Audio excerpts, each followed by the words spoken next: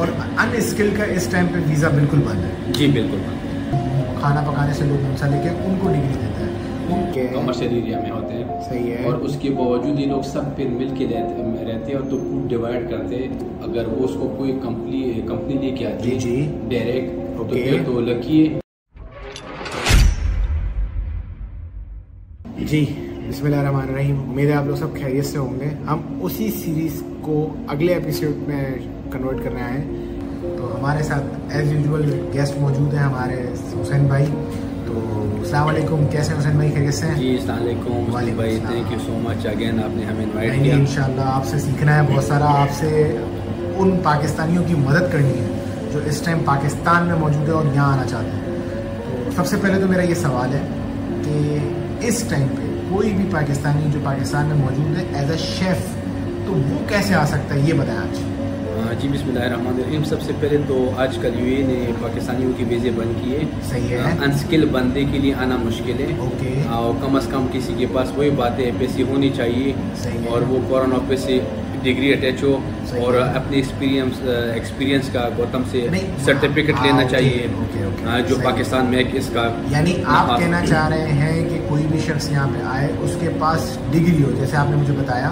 तो मुझे ये बताएं कि कुकिंग जैसे शेफ़ है, जैसे आपने गौतम का नाम लिया, तो वो एक सर्टिफाइड इदारा है जो आप लोग मतलब जितने भी खाना पकाने से लोग उनसा लेके उनको डिग्री देता है, वो उन ही लोगों को यहाँ पे वीज़ा मिल सकता है, ऐसे ही? जी अगर उन्होंने इंटर नहीं किया तो उसके पास अगर गौतम का सर्टिफिकेट हो एक्सपीरियंस का, सही है, तो अपने डॉक्यूमेंट्स के साथ टच करके तो स्किल के बेस पे उनको वीज़ा मिल सकता है। ओके, मैं समझ गया। यानी स्किल और अनस्किल का इस टाइम पे वीज़ा बिल्कुल बंद है। जी बिल्कुल बंद। अच्छा, ठीक हो। जी हुसैन भाई, अगला मेरा ये सवाल है कि पाकिस्तान में जो शेफ़ है उसके पास अगर सर्टिफिकेट भी मौजूद है, उसके पास इंटर के डिग्री हो, इंटर का सर्टिफिकेट हो या फिर गौतम से डिग्री हो, तो मुझे ये बताएं यहाँ तक आने का उसकी टोटल कॉस्ट क्या है? मुस्लिम भाई, ये दो तरीके हैं। एक तो अगर वो उसको कोई कंपनी लेके आती है डायरेक्ट तो फिर तो लकी है, ठीक है, वेरी नाइस, उसकी किस्मत आ जाएगा, उसकी किस्मत है। वो फिर फ्री कॉस्ट आते हैं, मोस्टली कंपनी टिकट भी देते हैं। exactly. और यहाँ आईडी बनती है, सब कुछ वो सारा कंपनी करते हैं, इंश्योरेंस भी करते हैं। अगर कोई बंदा अपनी बदबूते पे आते हैं तो अपने एक्सपीरियंस बेस पे वो आना चाहते हैं। जब वो आते हैं तो पहले तो उसको विजिट वीज़ा लेना पड़ता है, जिसकी 2 महीने की 500 दिरहम कॉस्ट है। और उसके बाद उसको टिकट लेनी होती है। सही है। मुख्तलिफ एयरलाइन है, 1500 से लेकर 2000 तक टिकट जरूर मिलती है। और उसके बाद जब वो यहाँ पहुँचता है तो फिर वो जाहिर सी बात है उसके लिए रहने की जगह होती है। तो शारजा के अंदर बेड स्पेस, सही है, अब बेड स्पेस का है ऊपर वाला हिस्सा 500 दिरहम। और दुबई के अंदर 600 650 तक मिल जाते हैं, ठीक है, कमर्शियल एरिया में होते हैं। सही है। और उसके बावजूद ये लोग सब फिर मिल के रहते हैं और तो फूड डिवाइड करते हैं। सही है। तो तकरीबन 300-400 दिरहम उसका खाने का खर्चा आते हैं, तो 100 दिरहम उसके फूड के लिए भी खर्चा आते हैं। सही है। टोटल मिला के पाकिस्तानी लगभग 1 महीने के अंदर उसको 3,500 दिरहम पे करना होते हैं, जो पाकिस्तानी 2 लाख रुपए 2.25 लाख रुपए। सही। यानी आप समझ लें कोई बंदा अगर अपनी किस्मत आजमाना चाहता है और वो क्वालिफाइड हो, उसके पास डिग्री हो, तो कम से कम उसका 2.5 लाख रुपए खर्चा है, उसे ये करके यहाँ आ सकता है। बिल्कुल ऐसे ही है।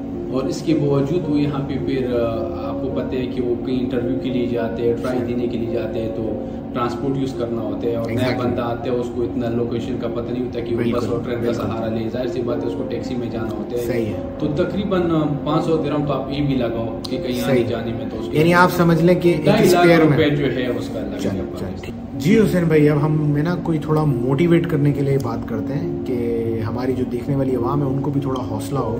ये बताएं कि ये जो यहाँ मौजूद शेफ़ लाइफ है, यानी जो पुराने एक्सपीरियंस शेफ़ हैं, डिग्री होल्डर, पढ़े लिखे, उनकी मैक्सिमम सैलरीज क्या हम समझ सकते हैं कि यहाँ पे 10-12 हज़ार दिरहम कमाने वाले शेफ़ मौजूद हैं? क्योंकि आप एक्सपीरियंस है, फील्ड है, आप बता सकते हैं। जी बिल्कुल मुस्लिम भाई, आप 5 स्टार की बात कर रहे हैं होटल्स की। इवन 5 स्टार रेस्टोरेंट के अंदर भी जो शेफ़ होते हैं उसकी मैक्सिमम 8 से 10 हज़ार सैलरी होती है। अच्छा, वेरी नाइस। और फिर जब आप होटल पे जाते, लाइक नोविटल होटल है, 5 स्टार में आते हैं, एड्रेस होटल है, सोफिटल है, इनमें शेफ की 25,000 दिरहम, अराउंड 30,000 दिरहम।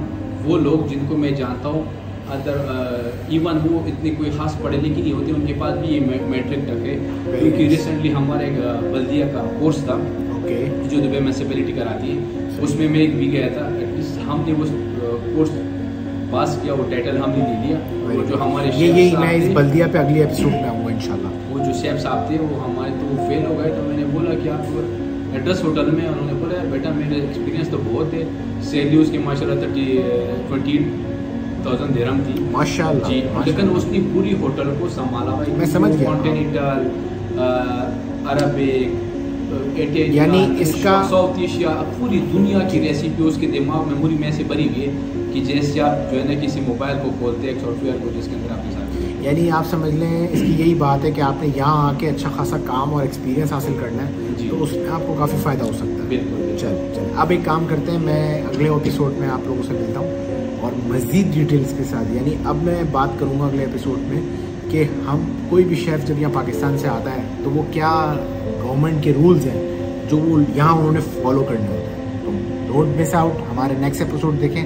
तब तक के लिए अल्लाह हाफ़िज़, अपनी दुआओं में याद रखें, अपना ख्याल रखें, अल्लाह हाफ़िज़।